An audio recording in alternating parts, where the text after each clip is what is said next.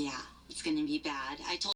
Now, in its 175th year, Hillsdale is a truly independent institution where learning is prized and intellectual enthusiasm is valued. Thank you for listening, and my sincere appreciation to Hillsdale for their sponsorship. January 6th. And this is CGRB podcast, Conservative Gospel Radio broadcast. We've once again made contact with our leader,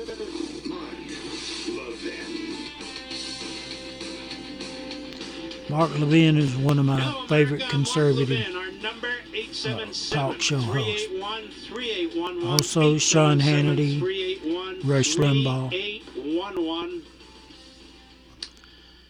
Man, do we have a lot to cover, and only the way we can, of course. We've got the impeachment hearing, such as it is, where staff lawyers are talking to staff lawyers. And most members, particularly the Republicans, cut out of the process. We've got the IG report, where virtually every radio host in America was slobbering and waiting. This is going to be the big one, the big one. And I told you, watch out. You're dealing with an Obama appointee, Michael Horowitz. There's stuff in there, no question. You can't avoid that. But as I told you when the Comey report came out, this guy's taking his finger off the prosecutorial trigger. Because Comey, in my view, should have been referred for a criminal investigation. We talked about that, and he wasn't. But it's very interesting what's going on with that report, and we're going to get to that very quickly, too. And then, of course, my interview with Professor Alan Dershowitz on Life, Liberty, and Levin on Sunday night, where he was incredibly compelling. And here's what I want to show you. Then we're going to move into the other issues. That interview, and forget about me, in which Professor Dershowitz, a longtime member of the ACLU, a longtime Democrat, laid out in exquisite detail like never before because he had time to do it. The case against what the Democrats are doing did not appear at the Drudge Report. It did not appear at Mediaite. It did not appear at the NBC, MSNBC, ABC, CBS websites. It was not quoted or played on my favorite cable channel because it is the narrative that they apparently don't want to hear. I understand he's not Joe Scarborough. I understand he's not a judge from New Jersey. I understand he's not a former federal prosecutor. But that makes it even more remarkable. He's a liberal Democrat who voted against Trump. And you might say, well, we heard this already. Those of you who watched it know that nobody heard his explanation during the better part of an hour, explaining his approach to the Constitution and impeachment. There were sites that did link to it, and what's important is to get this information out. I don't need their support. We got massive ratings regardless. But he provides a very, very important explanation of impeachment and the Constitution and the historical context, as did I, as we did together. That it was utterly unworthy of... Tim's tired of picking up shingles. Rick's overwhelmed. Mrs. Johnson... majority of news sites on the internet. And unworthy of quotation by newsrooms across the country.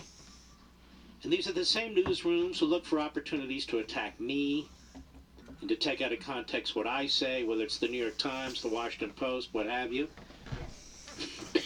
Excuse me. This is the game they play. But luckily, we have modern technology. So I want to suggest, if you didn't see the program, we have a link to it, as have others. Mark Levin, Facebook.com. Mark Levin Facebook. Mark Levin Show Facebook and Mark Levin Show Twitter. I've got so many sites it's hard to remember. You can go on the internet for the full show if you like. But quality, substantive discussion from people who actually know about the Constitution, the impeachment clause, the history behind it, British common law, explain it, bring it up to modern times. Talk about Andrew Johnson, talk about Richard Nixon, talk about Clinton, talk about the processes. Unworthy of virtually every newsroom in the country. Instead, it's gotcha all the time. Instead, it's how many hits can we get on our sites? And this is what people are sick of. They're sick of it. Which is why the show does so well, because we don't do that. Now, I want to get into this Inspector General report. This report took 1.5 years. Why? He has hundreds of people working for him, Michael Horowitz, the Inspector General of the Department of Justice. Hundreds. Against the wind, but Took 1.5 years. Back in office again. Unlike a U.S. attorney, he doesn't have a grand jury to work with. He can't issue subpoenas in the course of, say, a criminal investigation. He can't force people currently outside the Department of Justice to cooperate. What the hell took so long? And he came up with a report about as long as Mueller's report that says some stunning things. In the first respect, it says he could not find any political motivation. That is shocking. And that's BS. Absolute BS. If the motivation to take out Trump wasn't political at the highest levels of the FBI and beyond, then what was the motivation? What exactly was the motivation? Good government? Moreover, and contrary to that, he finds significant evidence of abuses of the FISA process.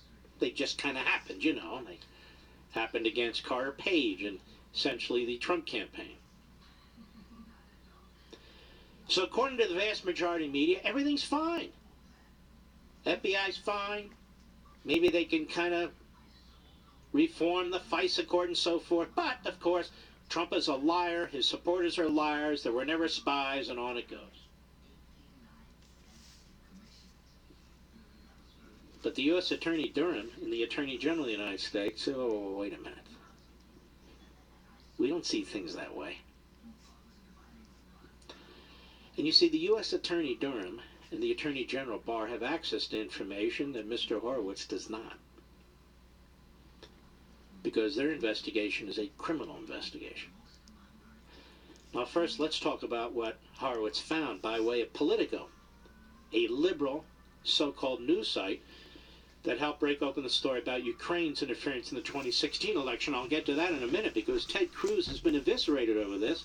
Yet Ted Cruz kicked Chuck Todd's ass all over the television. And of course, Ted Cruz is correct that the Ukraine did in 2016 try to interfere in our election, as did Iran, as did China, as did Russia, as did North Korea, as did the Obama administration and the Clinton campaign. First things first. Politico. Watchdog report rips FBI. There's an unsolved case. Something terrible happened to the family. I went to the house. I think something. Handling of Russia probe. That's their headline. Josh Gersten. So Josh will be looking for a job soon enough. A highly anticipated Justice Department review of the origins of the federal investigation into potential collusion between the Trump campaign and Russia found no evidence of political bias in the launching of the probe, but identified an embarrassing slew of inaccuracies and omissions by the FBI that marred requests for court-ordered surveillance of a former Trump campaign advisor. So there was no motivation, just incompetence. Anyone here really believe that? Mr. Horowitz? That's awfully silly. Now, a lot of these fools in the media, these legal analysts and hosts, saying, you see, Trump is wrong. This is their problem. Even Horowitz talks about the FBI failures when it comes to FISA. These are civil libertarian issues, ladies and gentlemen. This is very, very important when it comes to protecting individual liberties. There's no defense lawyer in front of this FISA court. It's all government all the time. The judges, government. The prosecutors, government. The FBI, government. And so when an inspector general writes a report like this, it's not, see, Trump was wrong all along. This is, whoa, wait a minute. What the hell were they doing over there at the FBI? This is in the best light.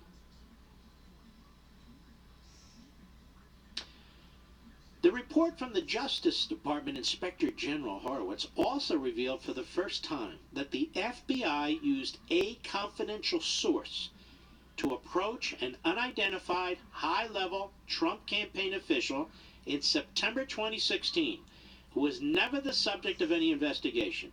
The approach revealed nothing of value to the probe the review found. So, it goes on, Horowitz's review did not find any indication the FBI planted anyone in the campaign, as President Trump has claimed, but it does bolster that campaign officials were repeatedly the focus of outreach by, quote, confidential human sources, unquote, seeking to establish whether the campaign was colluding with Russia. This is shocking. This is stunning. First of all, I'll wait for the criminal side to tell us, one way or the other, since they have access to more investigative tools. We just talked about that. But let's leave it for what it says. Now let's look at this.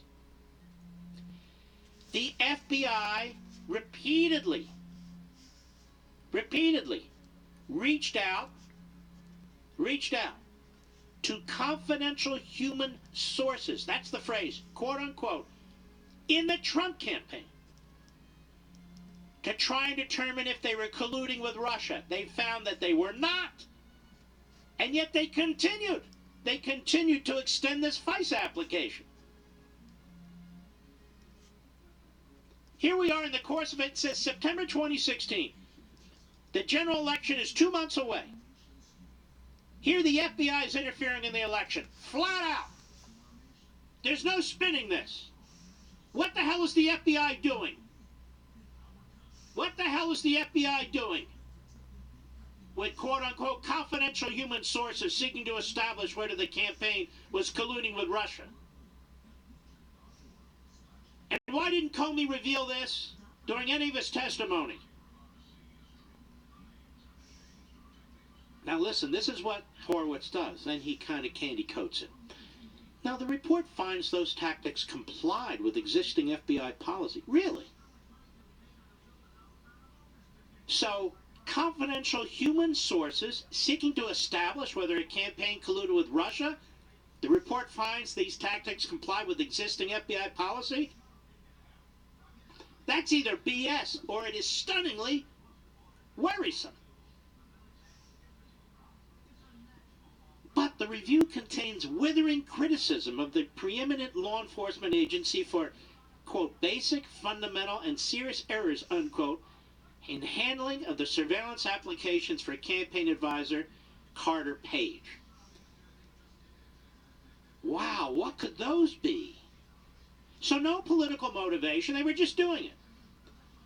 No spies, but the FBI had human... I like Mark Levin because he tells it like it is, and he's a strong conservative voice. We need more radio hosts like Mark Levin, Rush Limbaugh, Sean Hannity, and others, including myself. I listen to Next News, Gary Frenchy, and his guys that fill in for him, and Black Patriot, conservative, like him too. So just everybody keep up the good work. And you're listening to CGRB. Y'all visit me on CGRB channel. And if you're new, hit the subscribe button. Thank you very much. God bless you.